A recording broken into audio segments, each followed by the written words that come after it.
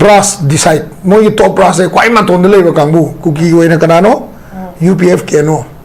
moi maron de tage ba moi maron de tar kanda whether we will talk on that agenda or not adu de lep kadam ne ba ko Kuki Inpi na sahi hoi akhoi ji wai jana bai proposal je aseng bai lakta ri yam phai ba yam phai lo ge ba ko adu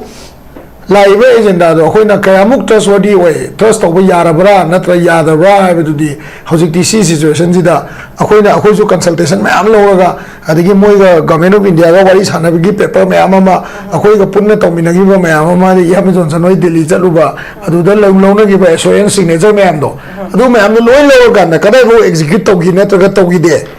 partly moi masagi community khak gi khal ga chat khibra apun ma Manipur gi chat khibra je mun na yeng ga wari sab na to sa do je lep ma change ba ada moi gi ne akhoi gi de mu ya re akhoi gi kai no de akhoi valley de le ba amu ko akhoi maming pal le ra mu warau na je ko o bi ade Cocomi UCM ro na akhoi UCM Cocomi pun mani na asi mo di pan ya ba kali UCM Cocomi gi na di whenever wari sana bi tanjala ko matam da akhoi di ahan ba sigi chief minister ji honorable chief minister ji governor gi CM popular government hek la ko matam da team of Cocomi went to meet the chief minister akhoi mo na hai hana ko home ministry level da akhoi na wari saba chatharam do individual to ana kuki to an saba akhoi gi to ana saba chatharam do let us continue to se akhoi di ya ne ma mamdi peaceful solution no por to je moi gi demand je government of India da kari lady kayam lady kada go accept to ja no akhoi the government of India na singa ma to ge ya bra khoi ya ma johnson ma tam na wa framework agreement kan na to do framework agreement to pi do re na ma am to 150 days and moi blockade to ma le chahi tang khai mo moi blockade to ja adui manung do a to yam kan na to gi du bo asigi kano da akhoi kari ba haigu ma hom da gari me am thuga na mai dan to bo naga am to sok te kai no akhoi loi puto ga yam johnson ma tam loi puto ga kano da MR gi da thamme adu ga nongala ga loi thilli police na su mateng bangi collaborate towi ado handaki 2023 ki jidi somebody somewhere kana gum khana CSO gi mapangan je pala thude ga sai situation je open noina demographic change open noin thon gi situation ne se chindana somdana kuki tak thok bai ba asomna kanna mai dei tak thok bai ba wari bo ko tawi poche politically thogan mane ba aduna politically masigumba situation je solve to na bona da moi gi to brass na have to hana tabam change ba adu mai tei gi ama jo haije ge ko kuki jo council loina yam toina akhoi da la lobo samne yam hai ko mai tei gi CSO am da akhoi kanam dei command da chatte sima clear to jage akhoi na praja na pa mamong da chat pa yai but as a trouble thrown state Manipur trouble thrown state oi bani na ko so ida adum beli de ju macha am group macha pha ko pa tawri dana adu kamai ga objective se kari oitunu haibe wa hangkine chaung ji hangi se and oza samta dam lakchani se ahan be gona oza gi de oza kari mo thambininge huji akoi gi kuki gi mihu sing akoi gi amale sing yauraga unaba gi ponam khak lai re se chief minister office te gi official loin thadok traga so koi gi local paper sing da haptana ko tana si unagi perform je lai re aduna masi dialogue ama chathabe gi khongthang gi matang do oram bayan lobibra natraga peace dialogue haidare peace tok natraga oidi ba timing si da mai objective se kari oram bayan thambininge uza keno ne maze ai wakhal de go masigi kayani ko gi government da kuki gi kamun approach to raise masi pochi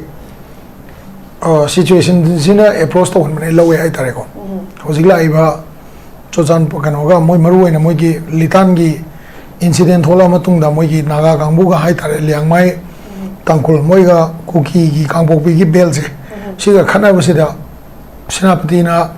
senapati ga Imphal Valley rom da gi somna kan ga moi ani gi economic blockade am lay si sina yam achowa root cause am oram do ma le ngan ma ko secondly mam ni ga no ga na moi gi hojik lai ba condition je akhoi gi maroi na valley gi mi myam je mai tai highway ge ko valley gi mi myam je yaw da ta di si routing je to hodre ga di economic survival se khara lu ba condition da le ram do ma le gas ka lising hum ga pikhalak bi cheng ge ji chahum ga pikhalak pe ko adugi potolem to male hanadi ai adum phone na haije ge ko mase mayam na nuai re ko hanadi Hanadi tribal group ani makse adum maitai da kayani backstabbing makti hai ko to game khare dum sanai hai tare ko maitai has always like retained the status of big brother hai tare mamanga khoi hangang wei ge da Kuki naga conflict taw matam da khoi na khami adagi paite ga gano taw matam zo khoi dum kharati dum vocal ga khoi dum khami wai paite kuki taw kan so khoi khami wari bu ko everywhere khoi khamala ko ne ba adu bu marak sida akhoi gi maitai ga kuki gi conflict ama lakpa man ba matam hai ta maitai kuki olakpa matam hai se ko agai du da ngasai gi ayam ba group sing je yam open noina hai ba da mai ma gi timing gi opportunity do lo ga kharamna business lom da on thagi ba kharamna dum phasagi ni da ina leibo ram se ko du mai na leina gi ba stage tu la hai ta ko macha hoi luna tin ba kamu marak da di full khuding mak ta connection le ga mateng di pang re adu bu sumaina voluntarily group ama natra community ama gi vocal di sumaina di thok te ba hojik la iba stage na pura ona te na ba mane ba mam di gai noi ga da sai gi litan thok do ba da dum kang bo bi se yaw da bi da leiram be ba yam seng na da mu ga leiram me dum hai ge ko adum wai phasada dum hai ne se ko mu ga leiram me dum hai ge ba Lilon wifi ga liang mai gi taw khonsa gol kang bu se tholok ba de muk pa se yarak tre ba ko yarak tre den adu gi stage am lai dai ngarangan gi Manipur gi rims da lakwa asokpa ani du asokpa hum si gi matang da si su dum swai da dum hayo ge ko agitation taw gi mong do ai wa kan gi tang ona ba male mayam na ko khoi ne second day da rims ge ta khoi da kai da hai ka na mayam se kuki laing ba yaro ya ba gi bokelo in chakre militant laing ba yaro ya ba bokelo in chakre ba ko hai ba potu da individual por ai bujing do kanano adai la khola ko matam da police na kari report ira ga porei sidai da rims da deposit taw ka na kari report i rims ki PRO na kari gino pung khuding statement bidri kai gino ai de moina do yamna adu yo na risk law ga police ma ama khinjal laga na tawram ne na hai ba mi ani du gi we ba to kaino kanano kaino detail do khoi usik pa jana khangning ma mayam do adu khangan bu khangau bai mo ta laing ba yaroi kholo yen to ga dum mayam je wa to ga dum lo sang re ai ta ko da akhoi na khanjar ma de Cocomi statement zu mayam pa bi ram ne khal le ko akhoi na khanjar ma de kaino ga na si mi ani jin ahum jina kai gumba moi je laing ba lo re ga na police na custody ga lo do ja la ga na khoi ngai re yengam bane ba police statement nam to thokte home department statement nam to thokte adum papa pora me operation am pop to pu gre ba hoji kuki jingi ngasai gi kenogi kuki inpi gi kari gi lei ba ngasai gi cm ga cm na ta la ame ai ju adu gum ne ba damojon sen jo hai de ne khoi do official message am da lei te ba ko si la ame ba hoi akoi gi Cocomi da kari da akoi gi united committee da ngasai gi travel sing sina akoi ga wari sana ning bagi kayani filler di khara di lei adu bo akoi site gi damojon san hai du mai na agenda set to lei tam ne na khoi wari sana ba yani na to yaro ya se kangri ba adai sigi pochi yeng du si kaino nga na Manipur jo block om thokra pura openly khai do obne ba block om thokra khai do ko sida wari sana ga do ri ba poche akoi ji Maitai versus Kuki versus Naga oine sana do ira natraga Manipur sida peaceful coexistence oina ba kahani ko akoi ju akoi gi demanding je hando ge ko noi ju noi gi people jing do wari sabiro akoi ngasai gi indigenous and native punna nungsina na fazana coexist omina je na wari sa do ira pochene lai je haji aina khanbam le ba masi akoi gi senior politician amana ju am toira hai ba tai ko hoi je Naga ga Kuki ge se kan khanari ba marak ji re kai gumba center na maitai gi su kai gumba demand ga se kai ma haina da bi da ko se ST demand yam kan tawri dana na traga special status demand tawri dana ko na ko pi re ge ga na ga nimuni mu ga na de moi khana ba je le phok ra moi ani je party mu ra kan da how to protect the tribal land how to protect the tribal right and mu jatha gi de mu je so jatha ni bo ai mo na ju se da ichina wa ni tangkulamaga Kuki Inpi na so ai si am clearly ai ja ne ko mandi tawaiba approach se CSO ko wai sana ba de mayum ya anytime sana ba people appease to na ko but politically moi CSO sing do haiba su group na to demand ngasai gi kanona moi gi MLA sing na reassure to tham mi demand sing MLA sing na ꯑꯩꯈꯣꯏꯗꯤ ꯁꯨ group ꯅꯠꯇꯅ ꯃꯣꯏꯅ ꯍꯥꯏꯕꯗꯨꯗ ꯆꯠꯀꯅꯤꯅ stand ꯂꯧꯔ ꯂꯩꯈ꯭ꯔꯕꯅꯦꯕꯀꯣ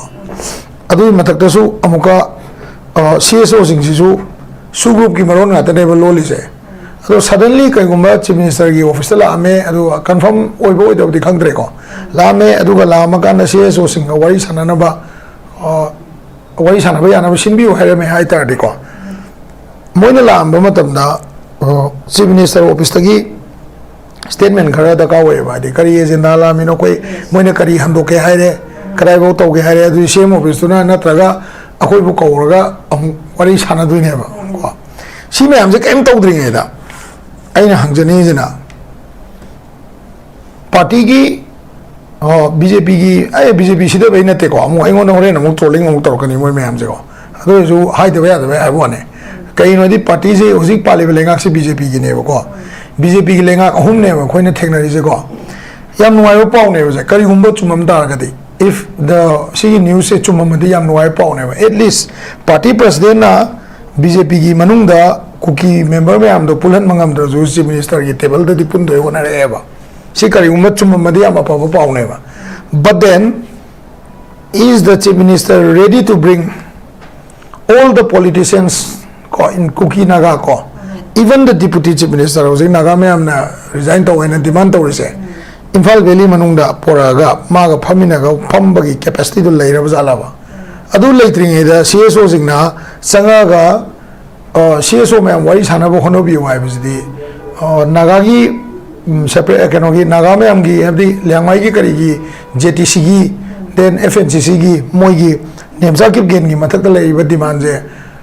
gani khidang ease taw na bo ko mateng bang bi ga na haira ka to man ba mu yaw re ba cheng na hayo ko mamdi ayo je ai du ni ko yam clear cut ta political boundary lan thoga for the sake to save Manipur since we are in power and we are the ones who are taking decision until the next election happens are the Kuki MLAs ready to come down to Manipur openly have a sitting with the chief minister aduga second agenda khara CSO adi se kamai wari sana ni kari agenda da wari sana ni su group ki laiba UT in the form of legislature je moi ki demand je sona loya demand ni kadai bo moi compromise tawdori ko suma jaga khara hana government gi manung ga natrasu political parties na sillaga balance to hom change ba ai ma so ha ne kakbo ko lambi chape ya di je BJP politician me amna khud samna chala de si kang mu je kem to ro ba mam di nemsa kip gen ji kanano kimnyo ang kanano hakulet kip gen kanano sigi group sum le chochan bu gi group am sum ko le ri sigi ma am je politically yana bata di CSO medi people chang ko du yam la ba CSO di dum hadi blanly dum hai gene CSO di akoi ga contact dum lei ba contact lei ne ba akoi na peace process ki wari di sosan chana de akoi adubu peace protocol di phaida hai bi di akoi irang he kang khala di kabak sabak ti dum pau phona de di aroi every community akoi pau loi phone ai tare but madugi peace bridging gap se kai de no tok du ja politically government of India gi table da ado government akoi na somna wari jana ga farene itaw akoi lambi chat pe yana jina khut songna ga na wen asai anga amana nung thomak to we da oi ta di natraga akoi somna ju mangai ne kana gum mi amana magi pen da balai bi reaction lakta laga akoi da backfire to ta di madu di government ju chamanan to ka ne ba ado ma mo ga na agenda ma se to won jang ba say for example ngasi aram bai ga ngom phai ko hai ba angang sing si ichinau sing si ngasai gi kano da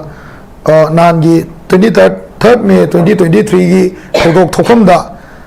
kai kamain to da ma hoi je am involvement je kamain lakhi hai je si janabam change ba both side ke ko village volunteers je ko adagi kana ne amnesty PBI NBI ko aduga amnesty piba matam da su group sing do akoina neutral oina ugadra wari bu ko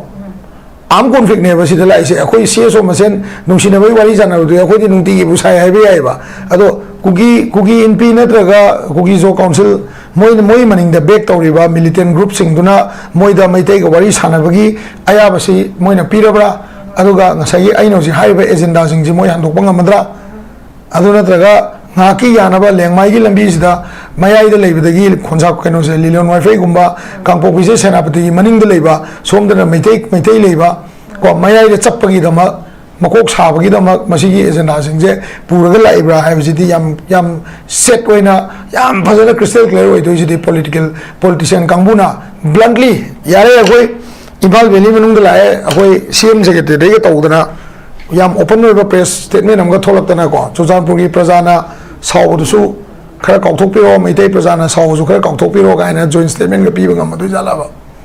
Khemchand Kipgen as a deputy chief minister Impal da laga ma operate to ngam madra praja duna moina akoi di Impal da la ko to phokna la ko ngam de maram de akoi tumina laga na on request tawjari sini maram de akoi prajana yum yo kana yum mai chakane na khalli ba kambu duna mo akoi somda maitai CSO sing wari sana jage haibududi akoi di yum mai cha oidra ne moina open oi kanda akoi jo open oi ngam gadam ne ba ado moina open jo oidna moina tumil la wari san ja ba akoi na gwati chala wari sa ruba ai di amom de Manipur chief minister si mamang na mana Kuki jo council unaru do gwati unaru akoi myam sa oidna ko ado ma realize to bra na khalle ba ai wa khanda ko mam di anybody na unaga so Impal manung la wa do ko unajo lao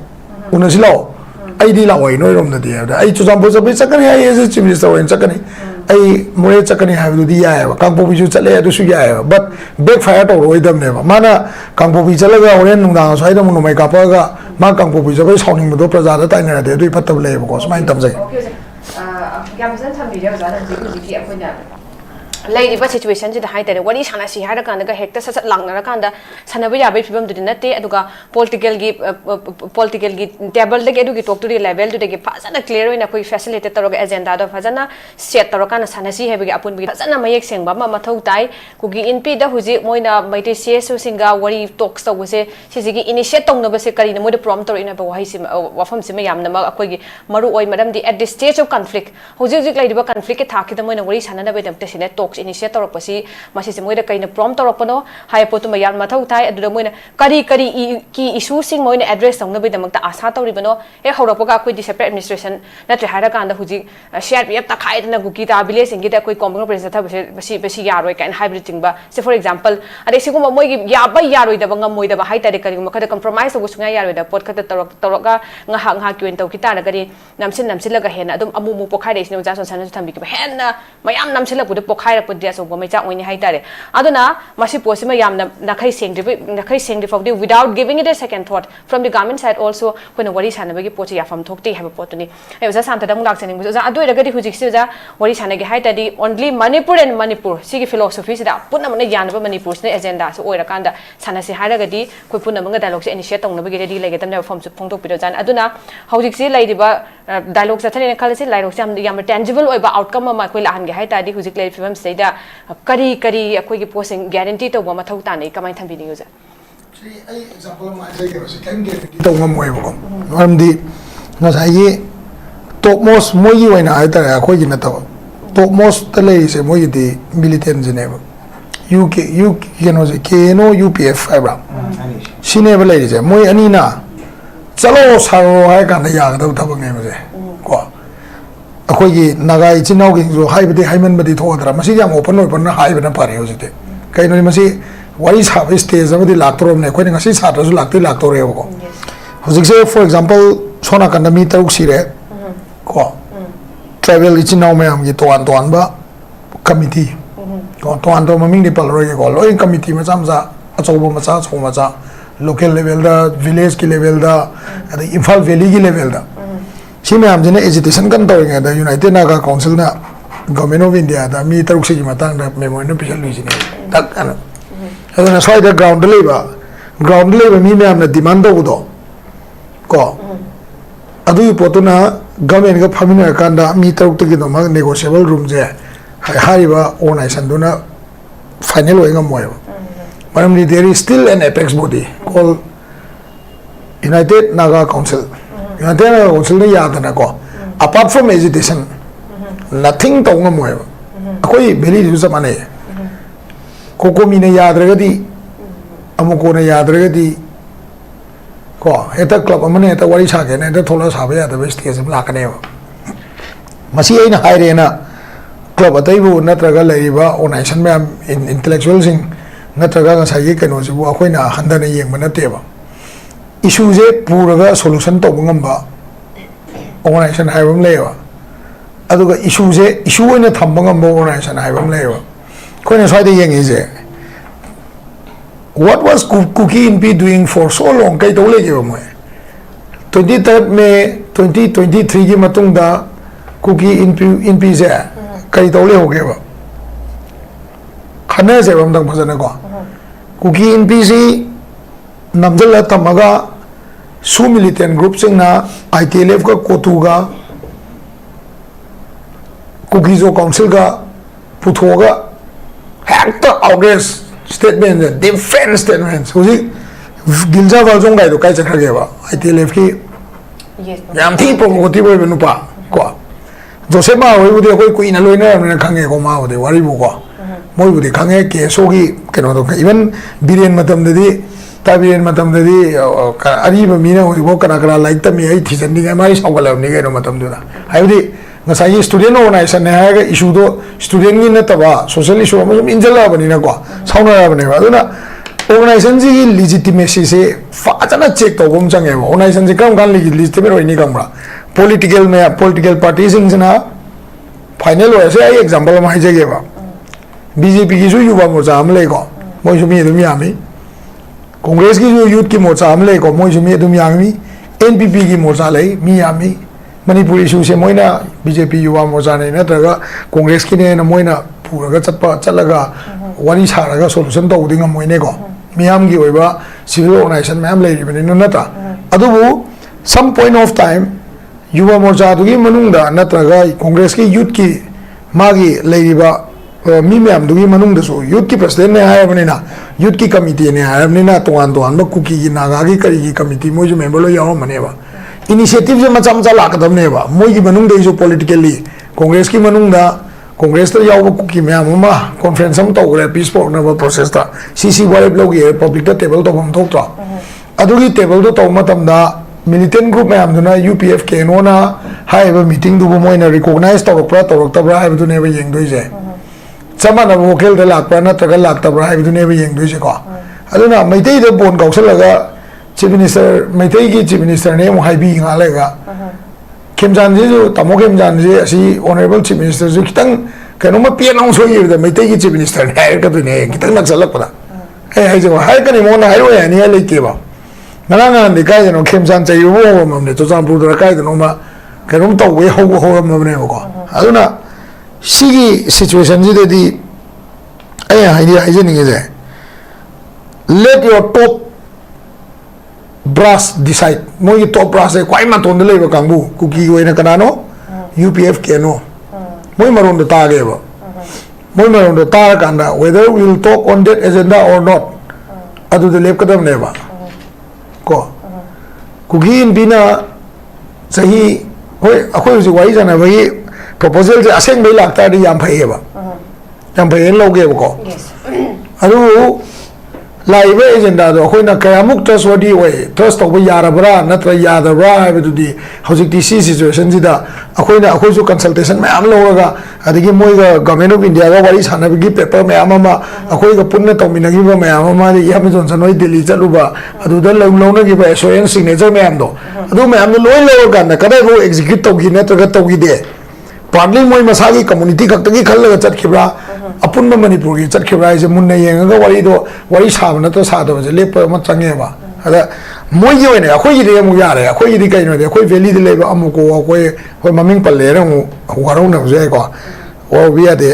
कोकोमी UCM रोइना अखोइ UCM कोकोमी पुन मनिना असि बौदी पन्या bye खाली UCM कोकोमी की ओइना दि whenever वारी सानबगी तंजा लाको मतम दा अखोइ दि अहान बसिगी chief minister ji honorable chief minister जी governor दगी CM popular government hek lakwa matam da team of Cocomi went to meet the chief minister akhoi bona hai hana ko home ministry level da akhoi na wari saba chatharam do individual toana Kuki toan saba akhoi gi toana saba chatharam do let us continue to se akhoi di ya ne ma mamdi peaceful solution ma porok to je moi gi demand je government of India da kari leiri kayam leiri kada go accept to do jano akhoi the government of India na ꯁꯤꯡꯒꯩ ꯑꯃ ꯇꯧꯔꯒꯦ ꯌꯥꯕ꯭ꯔꯥ ꯑꯩꯈꯣꯏ ꯏꯌꯥꯝꯕ Johnson ꯃꯇꯝꯗ ꯅꯍꯥꯟꯋꯥꯏ framework ꯑꯦꯒ꯭ꯔꯤꯃꯦꯟꯒꯤ ꯀꯟꯅ ꯇꯧꯕꯗꯣ framework ꯑꯦꯒ꯭ꯔꯤꯃꯦꯟꯗꯣ ꯄꯤꯗꯣꯔꯦꯅ ꯃꯌꯥꯝꯁꯦ ꯇꯧꯔ 150 days ꯍꯦꯟꯅ ꯃꯣꯏ ꯕ꯭ꯂꯣꯀꯦꯠ ꯇꯧꯕ ꯃꯥꯜꯂꯦ ꯆꯍꯤ ꯇꯪꯈꯥꯏ ꯑꯃꯒꯨꯝꯕꯅꯤ ꯃꯣꯏ ꯕ꯭ꯂꯣꯀꯦꯠ ꯇꯧꯔꯤꯁꯦ ꯑꯗꯨꯒꯤ ꯃꯅꯨꯡꯗꯨꯗ ꯑꯇꯣꯞ ꯌꯥꯝ ꯀꯟꯅ ꯇꯧꯈꯤꯕꯗꯨꯕꯨ ꯑꯁꯤꯒꯤ ꯀꯩꯅꯣꯗ ꯑꯩꯈꯣꯏꯒꯤ ꯀꯔꯤꯕ ꯍꯩꯀꯨ ꯃꯈꯣꯡꯗ ꯒꯥꯔꯤ ꯃꯌꯥꯝ ꯊꯨꯒꯥꯏꯗꯅ ꯃꯩ ꯗꯥꯟ ꯇꯧꯕꯗꯨꯕꯨ ꯅꯥꯒꯥ ꯑꯝꯇ ꯁꯣꯛꯇꯦ ꯀꯩꯅꯣ ꯑꯩꯈꯣꯏ ꯂꯣꯏ ꯄꯨꯊꯣꯛꯑꯒ ꯏꯌꯥꯝꯕ ꯖꯣꯟꯁꯟ ꯃꯇꯝꯗ ꯂꯣꯏ ꯄꯨꯊꯣꯛꯑꯒ ꯀꯩꯅꯣꯗ MRꯒꯤꯗ ꯊꯝꯃꯦ ꯑꯗꯨꯒ ꯅꯣꯡꯉꯥꯜꯂꯒ ꯂꯣꯏ ꯊꯤꯜꯂꯤ ꯄꯨꯂꯤꯁꯅꯁꯨ ꯃꯇꯦꯡ ꯄꯥꯡꯉꯤ ꯀꯣꯂꯥꯕꯣꯔꯦꯠ ꯇꯧꯏ ꯑꯗꯣ ꯍꯟꯗꯛꯀꯤ 2023ꯒꯤꯁꯤꯗꯤ ꯁꯝꯕꯗꯤ ꯁꯝꯋꯦꯌꯔ ꯀꯅꯥꯒꯨꯝꯕ ꯈꯔꯅ CSOꯒꯤ ꯃꯄꯥꯡꯒꯜꯁꯦ ꯐꯖꯅ ꯊꯨꯗꯦꯛꯑꯒ ꯉꯁꯥꯏꯒꯤ ꯁꯤꯆꯨꯋꯦꯁꯟꯁꯦ ꯑꯣꯄꯟ ꯑꯣꯏꯅ ꯗꯦꯃꯣꯒ꯭ꯔꯥꯐꯤꯛ ꯆꯦꯟꯖꯁꯦ ꯑꯣꯄꯟ ꯑꯣꯏꯅ ꯊꯣꯛꯍꯟꯈꯤꯕ ꯁꯤꯆꯨꯋꯦꯁꯟꯅꯦꯕꯁꯦ ꯆꯤꯟꯗꯅ ꯑꯁꯣꯝꯗꯅ ꯀꯨꯀꯤ ꯇꯛꯊꯣꯛꯄ ꯍꯥꯏꯕ ꯑꯁꯣꯝ ꯅꯥꯀꯟꯗꯅ ꯃꯩꯇꯩ ꯇꯛꯊꯣꯛꯄ ꯍꯥꯏꯕ ꯋꯥꯔꯤꯕꯣꯕꯀꯣ ꯇꯧꯏ ꯄꯣꯠꯁꯦ ꯄꯣꯂꯤꯇꯤꯀꯦꯂꯤ ꯊꯣꯛꯍꯟꯕꯅꯦꯕ ꯑꯗꯨꯅ ꯄꯣꯂꯤꯇꯤꯀꯦꯂꯤ ꯃꯁꯤꯒꯨꯝꯕ ꯁꯤꯆꯨꯋꯦꯁꯟꯁꯦ ꯁꯣꯜቭ ꯇꯧꯅꯕ ꯍꯣꯠꯅꯕꯗ ꯃꯣꯏꯒꯤ ꯇꯣꯞ ꯕ꯭ꯔꯥꯁꯅ ꯍꯥꯏꯕꯗꯣ ꯍꯥꯟꯅ ꯇꯥꯕ ꯑꯃ ꯆꯪꯉꯦꯕ ꯑꯗꯣ ꯃꯩꯇꯩꯒꯤꯗꯤ ꯑꯃꯁꯨ ꯍꯥꯏꯖꯒꯦꯀꯣ ꯀꯨꯀꯤ ꯖꯣ ꯀꯥꯎꯟꯁꯤꯜ ꯑꯣꯏꯅ ꯌꯥꯝ ꯇꯣꯏꯅ ꯑꯩꯈꯣꯏꯗ ꯂꯥꯜꯍꯧꯕ ꯁꯝꯅꯩ ꯑꯗꯨ ꯌꯥꯝ ꯍꯥꯏꯀꯣ ꯃꯩꯇꯩꯒꯤ CSO ꯑꯝꯇ ꯑꯩꯈꯣꯏ ꯀꯅꯥꯝꯇꯒꯤ ꯀꯃꯥꯟꯗ ꯆꯠꯇꯦ ꯁꯤꯃ ꯀ꯭ꯂꯤꯌꯔ ꯇꯧꯖꯒꯦ ꯑꯩꯈꯣꯏꯅ ꯄ꯭ꯔꯖꯥꯅ ꯄꯥꯝꯕ ꯃꯑꯣꯡꯗ ꯆꯠꯄ ꯌꯥꯏ but as a trouble thrown state Manipur trouble thrown state ꯑꯣꯏꯕꯅꯤꯅꯀꯣ ꯁ꯭ꯋꯥꯏꯗ ꯑꯗꯨꯝ ꯚꯦꯂꯤꯗꯁꯨ ꯑꯗꯨꯝ ꯃꯆꯥ ꯑꯥꯔꯝ ꯒ꯭ꯔꯨꯞ ꯃꯆꯥ ꯐꯥ ꯈꯣꯠꯄ ꯇꯧꯔꯤꯗꯅ ꯂꯩꯕꯥꯛꯀꯤ ꯍꯛꯇ ꯃꯤ ꯈꯔꯅ ꯑꯩꯈꯣꯏꯗ ꯐꯣꯟ ꯇꯧꯔꯛꯄ ꯅꯠꯇ꯭ꯔꯒ ꯑꯩꯈꯣꯏ ꯃꯅꯥꯛꯇ ꯂꯥꯛꯑꯒ ꯀꯤꯍꯟꯕ ꯄ꯭ꯔꯦꯁꯔ ꯇꯧꯕꯗꯤ ꯑꯗꯨꯗꯤ ꯑꯗꯨꯝ ꯂꯩꯒꯅꯤ ꯁꯤꯅ ꯑꯩꯈꯣꯏꯒꯤ ꯋꯥꯔꯤꯅꯤ ꯑꯗꯨꯕꯨ ꯀꯨꯀꯤꯒꯤꯗꯤ ꯀꯃꯥꯏꯅ ꯇꯧꯒꯦꯗ ꯉꯁꯥꯏꯒꯤ ꯃꯣꯏꯒꯤ ꯁꯦꯟꯇ꯭ꯔꯦꯜ ꯀꯃꯤꯇꯤ ꯑꯃ ꯁꯦ ꯁꯥꯏꯂꯦꯟ ꯅꯥꯍꯥꯛꯄꯝ ꯑꯗꯒꯤ ꯒꯤꯜꯖꯥ ꯋꯥꯜꯖꯣꯡ ꯃꯣꯏ ꯃꯌꯥꯝꯁꯦ ꯃꯣꯏꯅ ꯂꯧꯕ ꯋꯥꯔꯦꯞꯇꯨꯗꯒꯤ ꯃꯣꯏꯒꯤ ꯃꯤꯁꯤꯡꯁꯦ ꯂꯥꯟꯊꯣꯛꯄ ꯁꯨꯡꯉꯝ ꯉꯝꯃꯣꯏꯕ ꯁꯤ ꯑꯩꯈꯣꯏ ꯌꯥꯝ ꯐꯖꯅ ꯈꯪꯉꯦꯕ ꯁꯤ ꯂꯥꯟꯊꯣꯛꯄ ꯉꯝꯅꯕ ꯃꯅꯤꯄꯨꯔꯒꯤ ꯆꯤꯐ ꯃꯤꯅꯤꯁꯇꯔꯁꯤꯅ ꯒꯚꯔꯟꯃꯦꯟꯠ ꯑꯣꯐ ꯏꯟꯗꯤꯌꯥꯁꯤꯅ ꯌꯦꯁ ꯃꯣꯏꯒꯤꯗꯒꯤ ꯁꯤꯐꯥꯎꯗꯤ ꯃꯅꯤꯄꯨꯔꯤ ꯑꯣꯏꯅ ꯋꯥꯔꯤ ꯁꯥꯕ ꯌꯥꯔꯅꯤ ꯍꯥꯏꯕ ꯇꯟꯖꯥꯗꯣ ꯑꯗꯨ ꯌꯧꯔꯛꯇ꯭ꯔꯗꯤ ꯋꯥꯔꯤ ꯁꯥꯕꯒꯤ ꯁ꯭ꯇꯦꯖꯁꯦ ꯈꯤꯇꯪꯗꯤ ꯂꯨꯅꯦꯕ ꯀꯟꯁꯜꯇꯦꯁꯟ ꯇꯧꯕꯗꯤ ꯌꯥꯕ ꯌꯥꯏꯀꯣ ꯑꯗꯨꯕꯨ ꯀꯟꯁꯜꯇꯦꯁꯟꯒ ꯂꯣꯏꯔꯀꯥꯟꯗ ꯁꯤꯐꯥꯎꯗꯤ ꯋꯥꯔꯤ ꯁꯥꯕ ꯀꯥꯏꯅ ꯃꯌꯥꯝꯗ ꯍꯥꯏꯗꯣꯛꯎꯕ ꯄꯣꯠꯇꯨꯗꯤ ꯌꯥꯝ ꯊꯤꯅ ꯂꯨꯅꯤ ꯍꯥꯏꯇꯥꯔꯦ ꯌꯥꯝ ꯅꯨꯡꯉꯥꯏꯖꯩ ꯍꯧꯖꯤꯛ ꯋꯥꯔꯤ ꯁꯥꯔꯛ ꯊꯝꯖꯍꯧꯒꯦ ꯊꯝꯕꯤꯌꯣ ꯁꯦ ꯑꯩꯈꯣꯏꯒꯤ